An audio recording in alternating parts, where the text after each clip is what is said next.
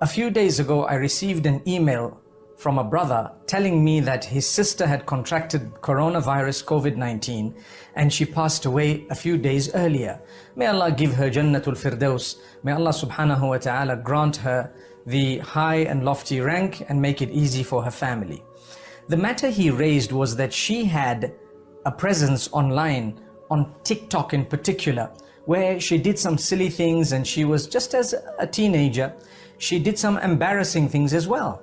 And now that she's passed on, they feel she would not have liked that type of a legacy. She wouldn't have liked those embarrassing short videos to be something that she's remembered for. So they tried to get it deleted, but unfortunately they couldn't. They say they've contacted TikTok and whoever else to try and help them, but unfortunately with no joy. Now, the point I want to raise is simple.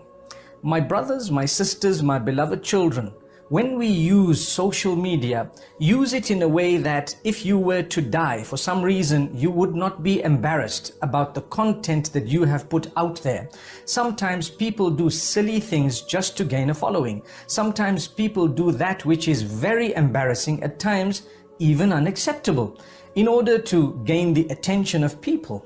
If that is the case, ask yourself, would I be embarrassed if this thing were to remain after I have died?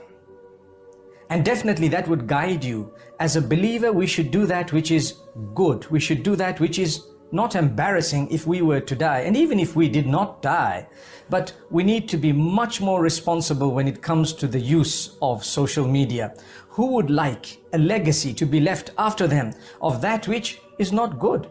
So my brothers and sisters, I thought perhaps this very short message would inspire you to be much more responsible when it comes to social media. May Allah subhanahu wa ta'ala grant us a good lesson. I pray for the sister who's passed on. I'm sure the Almighty, with all His mercy and kindness, would definitely look at her with the eyes of mercy. But at the same time, we also pray for the family through these very difficult days, with people messaging them, some with very bad messages, yet it's not their fault at all. This could have happened to anyone. Let's use social media in a very responsible way and ask the Almighty to grant us a death when He is pleased with us.